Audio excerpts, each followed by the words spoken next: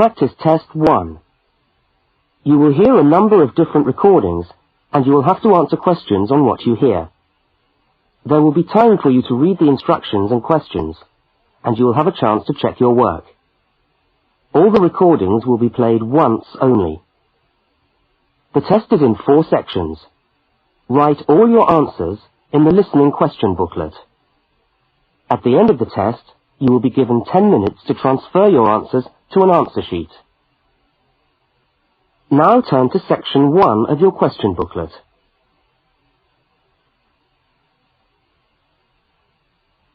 Section 1. You will hear a telephone conversation between a woman and a police officer. First, look at questions 1 to 5. For each of the questions, 4 alternatives are given. Decide which of the alternatives, A, B, C, or D, best fits what you hear on the tape, and circle the appropriate letter.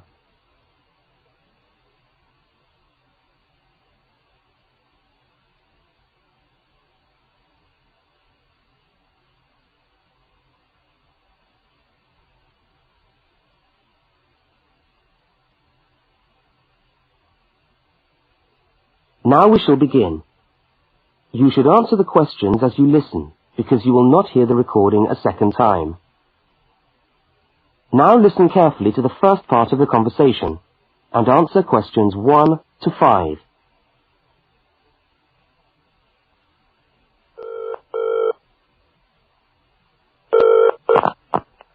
Good evening, City Police Station. Can I help you? Oh, hello. I'd like to report a stolen briefcase, please. Just a minute and I'll put you through. Lost property, can I help you? Oh, yes. I've had my briefcase stolen. Okay, I'll take some details. Tell me what it looks like, first of all. Well, it's a soft leather one, you know, not a heavy box type like a man's. And how does it close? It's got buckles at the front, 2 of them. They're gold-plated ones. Fine. Was it locked? No, I'm afraid not. Never mind. Any distinguishing features? Pardon? Any marks or badges on it that make it stand out? Only the brand name. And where's that? It's on the back, at the bottom in the left-hand corner. It's saggy. Oh, and there's a scratch. It's quite bad, but small, directly above the brand name. I did it recently, putting it on my bike. I've got that. So, what did you have inside the briefcase? Well, all my papers from college. It's so frustrating, but thank goodness for computers. I haven't lost them completely. Yes, you're lucky. I had my wallet in my pocket, so I didn't lose that. But there were also my pens, which I got for my birthday, and a novel I was planning to read on the train. Right. Where exactly did you lose the briefcase? Well, I couldn't believe it. I was standing on the platform. It was right next to me. You were holding it? I'd just put it down on the floor, but I could almost feel it beside me. I was watching for my train because sometimes it comes early, and then next time I looked, my briefcase wasn't there. And what time was this? It must have been about 5:20. No, a bit later. I'd say 5:30, because it was just getting crowded, and the train normally comes at about 25 to 6. Before they continue their conversation, look at questions 6 to 10.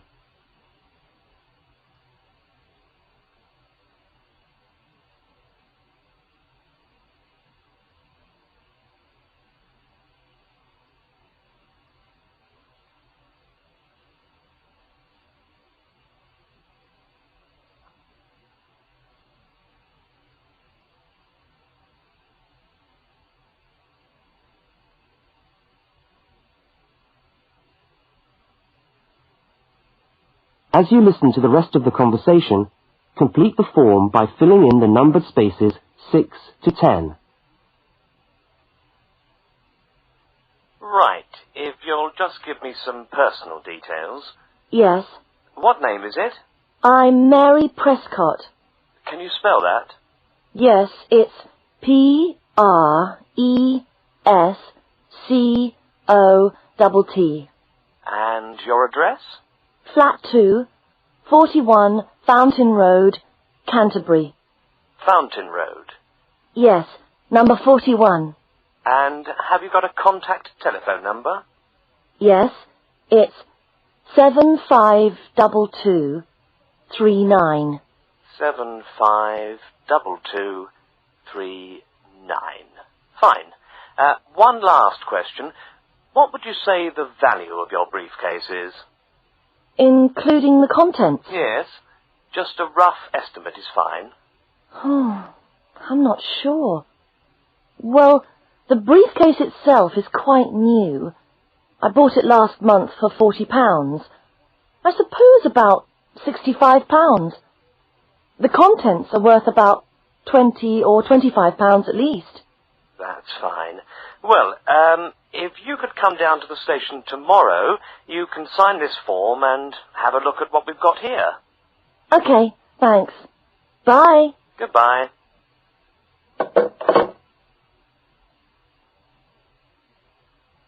That is the end of section 1. You now have half a minute to check your answers.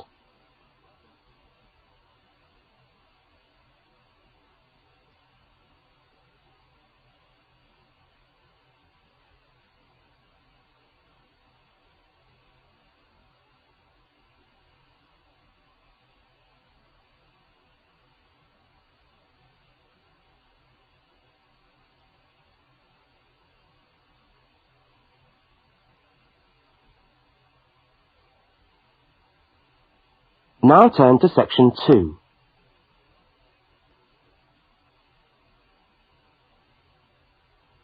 Section 2. You are going to hear a news report from an Australian radio program. First, you have some time to look at questions 11 to 13.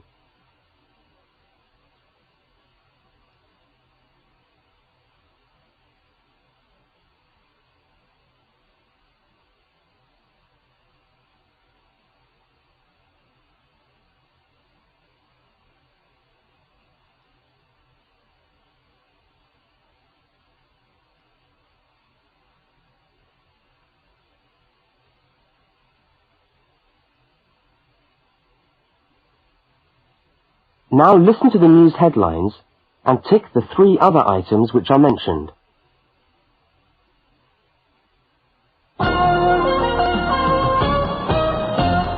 This is the 6 o'clock news for Tuesday the 25th of November. And first the headlines. The Prime Minister has promised to help the drought-stricken farmers in the northern part of the country who haven't seen rain for nearly 2 years. And in Sydney, a group of school children are successfully rescued from a plane which landed in the sea shortly after takeoff. Transport workers are on strike in Melbourne over a pay claim, and the strike looks set to spread to other states. And on a fashionable note, there's to be a new look for the staff of Qantas, Australia's national airline. Now you have some time to look at questions 14 to 21.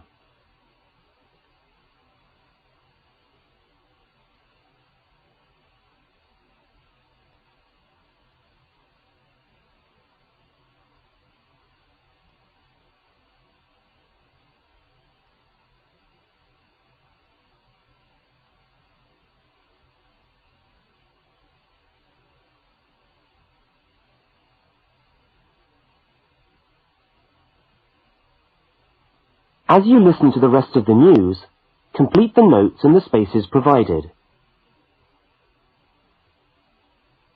The Prime Minister has pledged today that he will make $250 million available to help the drought-stricken farmers who have not seen rain for years get through the next 5 years.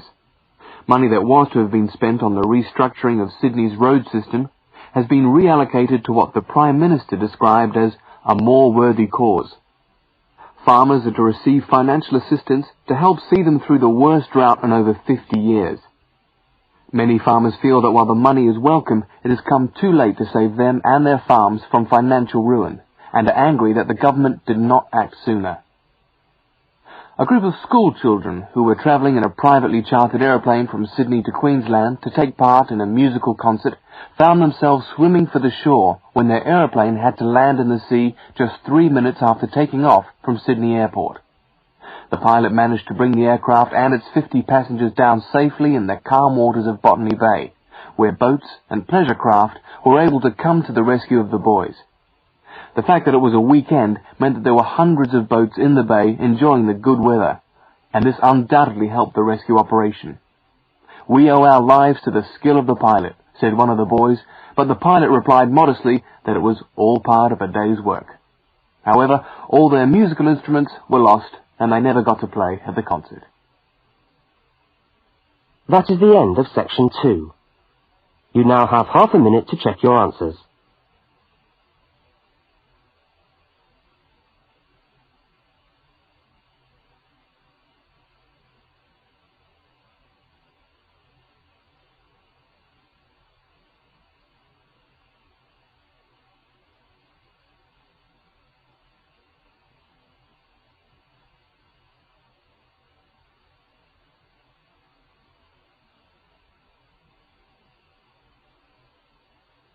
Now turn to section 3.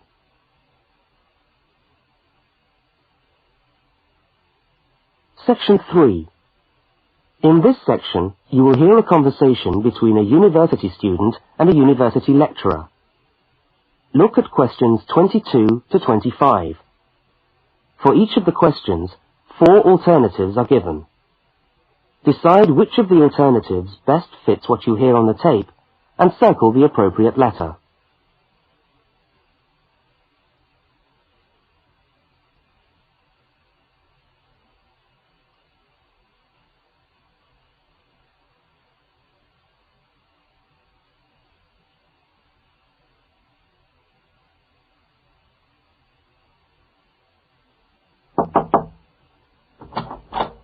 Hello. Can I come in? Oh, yes, come in. How can I help you? I was looking for the economics office. I've been all over the arts faculty building looking for it, but I could only find the School of Accounting and Economic History. Is this the right place? Yes, this is the School of Economics. Oh, good. I'm a new student, and I was wondering if someone could give me some information. Well, I might be able to help. I lecture on that program. What do you need to know? Oh, quite a few things, actually. Firstly, how many lectures a week do I have to attend? Well, the Economics 1 course is a double unit. So there are 2 lectures a week and 1 tutorial. Oh. The lectures are scheduled for Tuesday and Thursday. What time? Let me see. You know, this information is all in the handout, which you should have received yesterday at the orientation meeting. Was there a meeting yesterday? I didn't know about that. No one mentioned... Yes, there was. But never mind. Now, lectures are at 4 in the afternoon. Oh, 4's a bit late.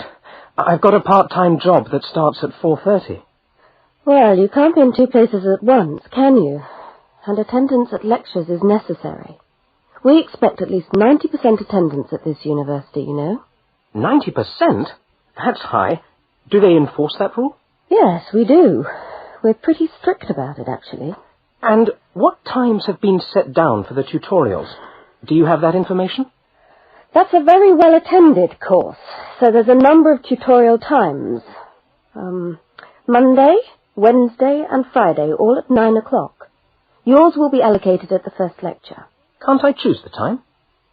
Maybe, maybe not. You'll have to talk to the lecturer on the course. Dr. Roberts is his name. Oh, okay. Now look at questions 26 to 31.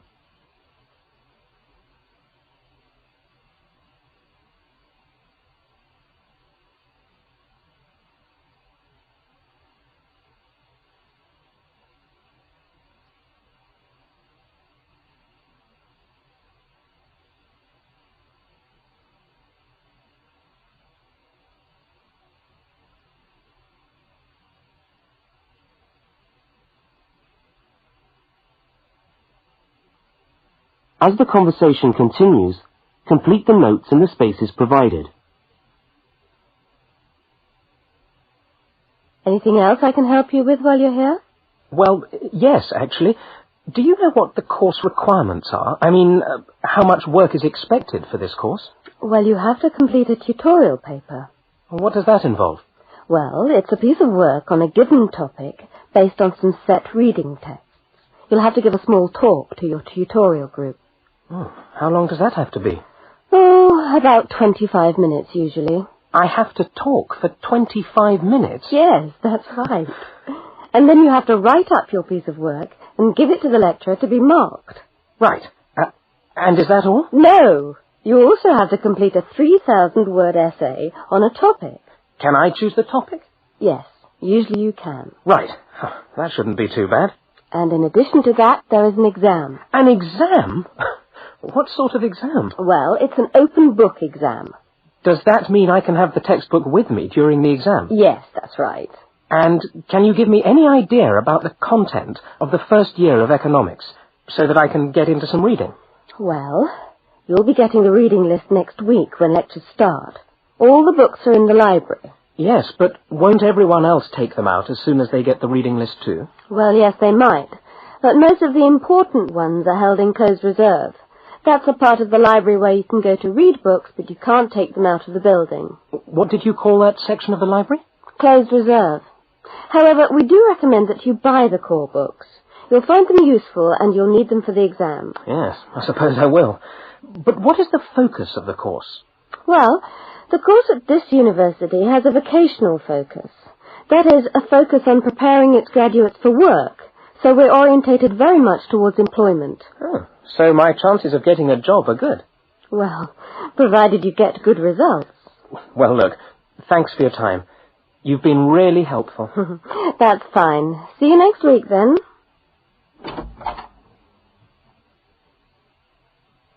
That is the end of section 3. You now have half a minute to check your answers.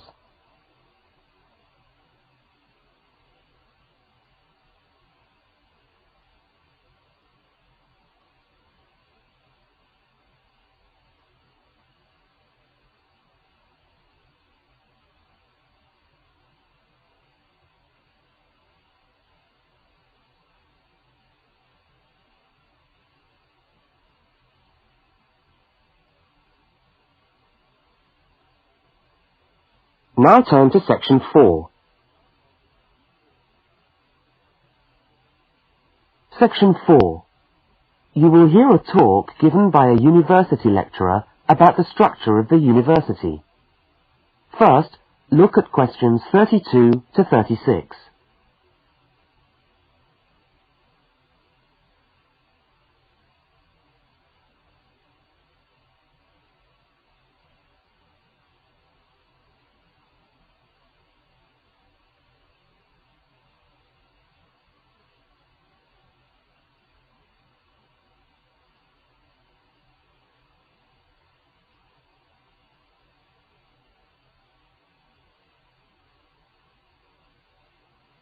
Now listen and answer questions 32 to 36.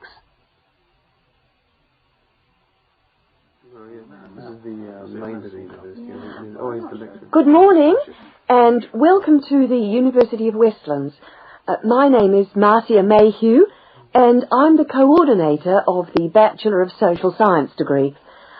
This morning I'd like to tell you about the structure of the university and about some of the requirements of the degree that you're about to enter.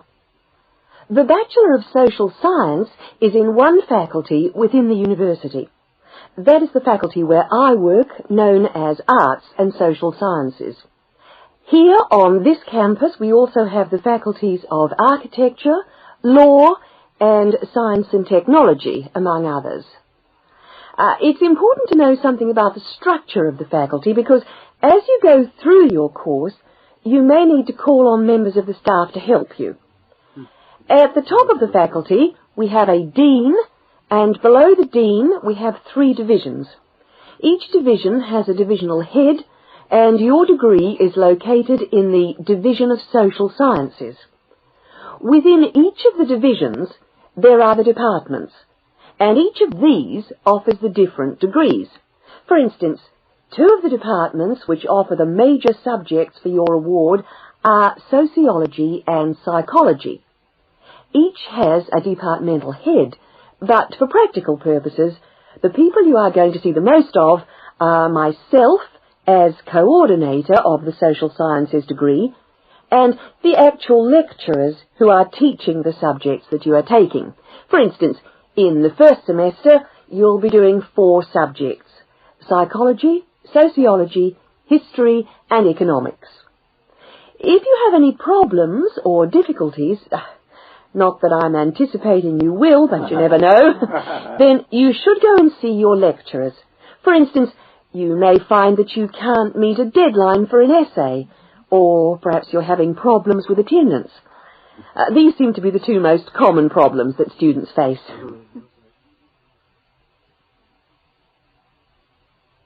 Now look at questions 37 to 41.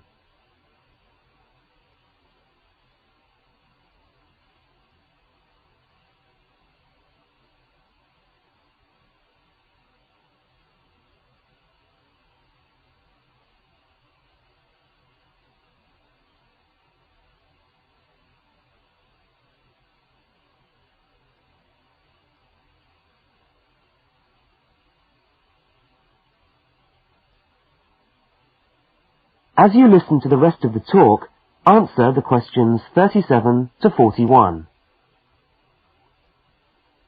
If your lecturers are unavailable, you can always come and see me in my office. I'm available on Wednesday and Thursday mornings and on Friday afternoons. Outside these hours, perhaps you could ring the secretary and make an appointment. Now, you'll note that all of the subjects which you undertake in the first year are composed of lectures and tutorials. A lecture is about an hour long, and a tutorial usually runs for about 2 hours. A lecture is rather like what I'm doing now, where one person will talk to all of you together on a subject. Now, we do ask you to try to attend the lectures. A tutorial is perhaps where most of the learning occurs at a university. You will be divided into groups of between 12 and 15 students, and each week one of you will have to present a piece of work to the group as a whole, and then the group will discuss what you've said. It's this discussion, this exchange of ideas, which really constitutes the basis of university learning, in my view. Listening to lectures in many ways is just giving you information that you could access for yourself in the library. But the discussion at the tutorial is very important. This doesn't mean that you shouldn't go to the lectures, though.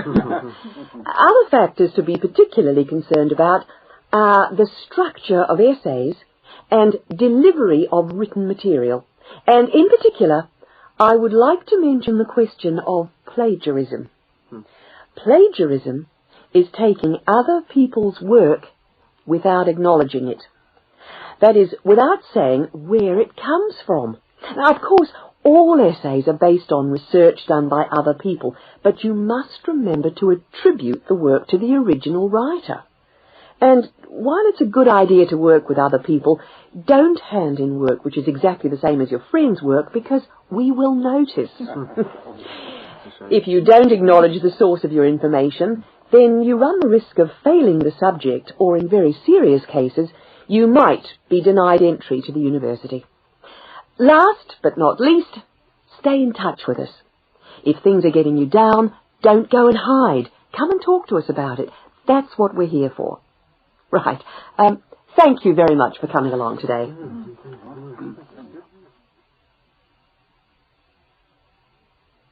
That is the end of section 4. You now have half a minute to check your answers.